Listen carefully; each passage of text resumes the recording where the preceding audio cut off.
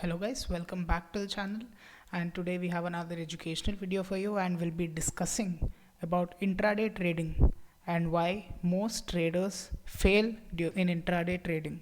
And so we'll be looking into some of the most common reasons as to why most traders fail during intraday trading and what can be the measures we can take to avoid these mistakes, these common mistakes. So the first and foremost reason, a very important reason, the most important reason, is the lack of proper education. Now, education, I'm not talking about your schooling degree or your college degree. Obviously, I'm talking about the education when it comes to stock market. So, what is education when it comes to stock market? Now, for intraday, what education you need is you need a basic understanding of technical analysis.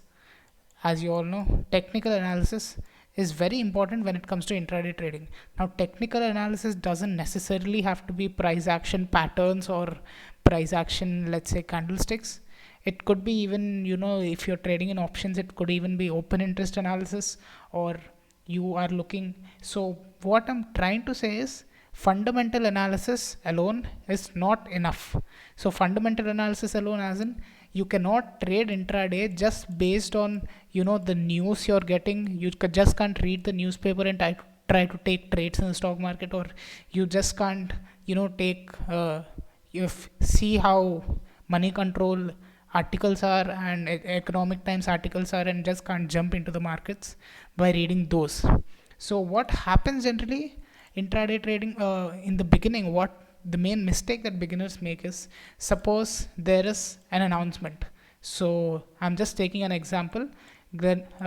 Long back, let's say Glenmark has announced brilliant results at 5 p.m. in the evening.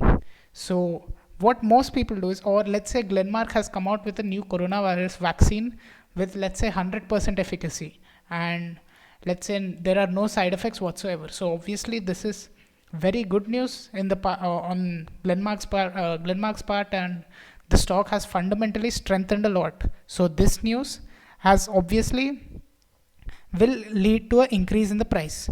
But this news you got at 5 p.m. in the evening. So stock prices will only react next day in the morning. So what will most investors do? Or most traders or most beginners do? They will place a buy order overnight. They will place a buy order before the markets even open at AMO. So after market order. So what will this happen?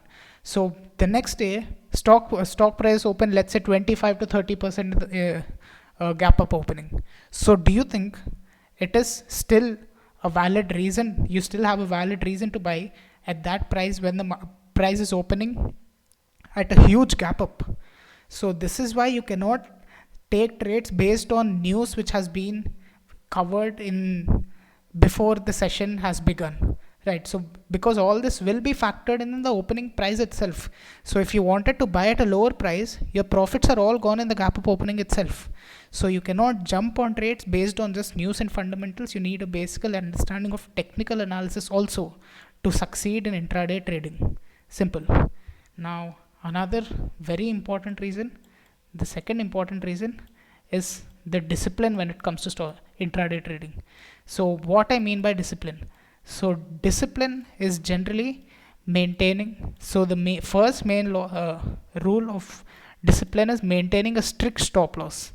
So what you can actually do is, in, let's say, positional trading or for investing, you don't need to maintain a rigid fixed stop loss, right? If you're buying at 3000, you can have a rough figure of a stop loss, let's say 2800 or 2700 in mind.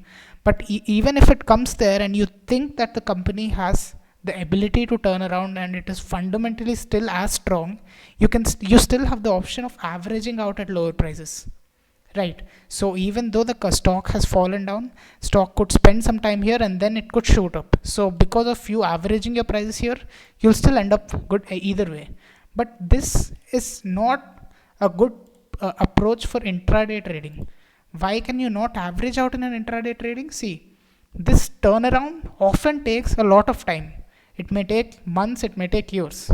But in intraday, as you know, you have a fixed time from 9:15 in the morning till 3:15 to 3:30 in the afternoon. So if you have taken a buy order and the stock price continues to fall, you cannot average your buying price at, let's say, 2 in the evening, 2 in the afternoon, or 2:30 in the afternoon, right? Because even if you think, even if all your technical analysis, everything lines up, you have an RSI in the oversold region, you have a reversal, you have a good trading strategy, everything is done, everything is giving you a buy signal, but then stock still falls, you cannot buy again and average out hoping that it will turn around. So stop loss is very important when it comes to intraday especially, right? So you need this discipline, you need a fixed entry price, and when you enter, you need to have a fixed stop loss in mind and a fixed target in mind.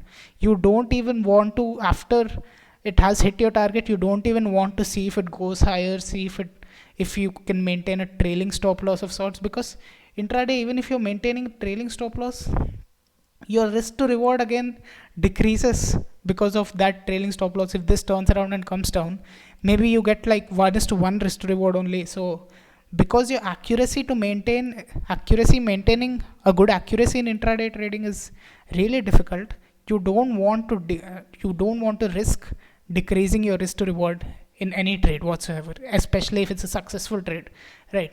So when you enter, keep a fixed entry point, keep a fixed target, and keep a fixed stop loss. Do not average out or do not deploy a trailing stop loss of sorts. Whatever you're getting, 1:2 ratio, 1:3 ratio, take it, be happy, end the day.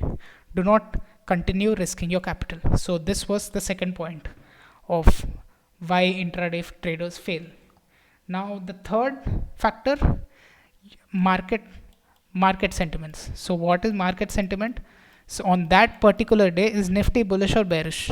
So this also plays quite an important role, right? So obviously, if there is sell-off in the market as a whole, the probability of your stock going up or going in your direction. Suppose you have taken a buy order in a particular stock, but Nifty and Bank Nifty are under huge selling pressure. So those will eventually drag all the markets down. And if you are lucky, your stock may go up, but the probability, again, your probability becomes very less.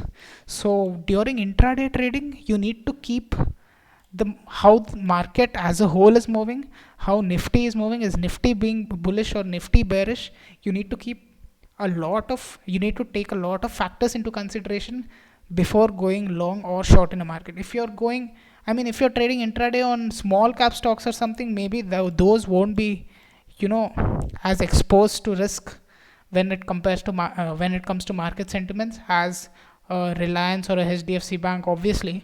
So you need to so what I'm trying to say is, just keep in mind what Nifty and Bank Nifty are doing at that time. If they are flat also, or if they are slightly bearish also, it's okay for you to go long, because you have your technical analysis and they're giving you buy signals.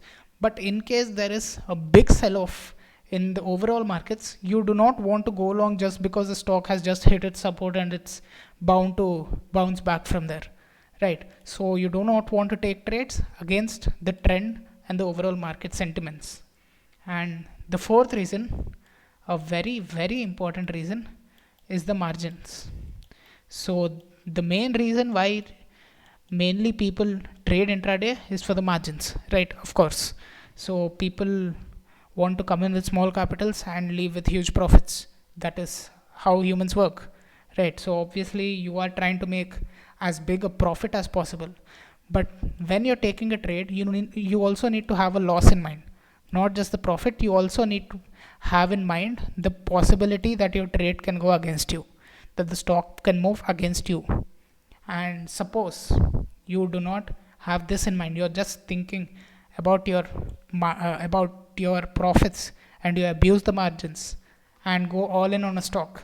So I'm saying, for example, you have 10,000 in your account, and just because your broker is allowing you to buy stock worth 30,000, you may have in mind that, okay, this 30,000 might turn into 33,000, 34,000, and by the end of the day on your account you have a 30% profit, right? Obviously, so your 10,000 turns into 13,000 or 14,000. So that part is fine, of course you will. But then what you fail to see is that in case the trade goes against you, your 10,000 comes down to 6,000 and 7,000. So in one single sweep, almost half of your account is blown away, right? So you want to play with margins very carefully. You don't want to abuse them. Don't always keep your loss making possibility also in your head. Don't just get lured by the profits in case the price hits your target. Always keep the loss also in your mind. This is margins is one of the biggest reasons why traders fail. They come to the market, go all in on one stock, and even if it hits their stop loss, they obviously do not want to. You from inside, you don't want to square off that position, right? If you're coming with a capital of 10,000 and it's showing a loss of 3 or 4,000 within a few minutes, obviously it's human instinct not to let your money go away. So you keep waiting for the markets to turn around, and that never happens, and eventually your broker squares off the position for you, and you end up with half your money you came with. So most important reason, margins. Margins is why traders make money. Margins is why traders lose money. So this is the deciding factor. Once you learn how to play with margins, how to use margins, how to maintain risk properly, then you are well on your way to be a successful intraday trader. And also another important thing for intraday, suppose you have a strategy in hand which you are looking to implement, right? Suppose you let's just say the most simplest of strategies, suppose you're just trading on moving average crossovers. So this is one moving average, this is one moving average. You're looking to go along when this crossover happens. This is your basic trading strategy, just a moving average crossover. Now for this moving average crossover to happen, you'll have to actually wait for this crossover to happen. So suppose this stock comes into your watch list at this point somewhere here. Now at all these points, you'll have to keep a close eye on the stock. So you will have to be on your terminal, right, obviously, so that when this crossover actually happens and you get a buy signal, you want to be there and see that it has happened and take a trade. So obviously any strategy is a game of probabilities. So if you take 10 trades, 6 to 7 might be successful, 3 to 4 might be unsuccessful. So you want to take as many trades as possible, and every trade, every signal which comes your way, you have to take it. So for this, you need to be stuck on your consoles throughout the day, so that you know that when that crossover happens, you are there to place the trade and go straight away, right? So this doesn't happen often. You tend to miss these, obviously, a lot of these signals, and even if you catch some, and even if the first 1 or 2 or 3 trades go against you, you want to change and switch over the system. You come to the conclusion that this is not a good trading strategy, and you go on YouTube and start looking for another trading strategy. So do not leave one unless, so if you have back tested it, it has worked properly in your back testing, it is bound to work properly in the future also. Just stick to it. Even if you make losses for the first 2, 3, 4 times, stick to it. Make sure you have taken at least 10 to 15 to 20 trades on it, and even after that, if your accuracy is like very low, then you may go for another trading strategy. Don't keep switching from one trading strategy to the other. Master one strategy and you'll be good to go. Don't try to master everything there is.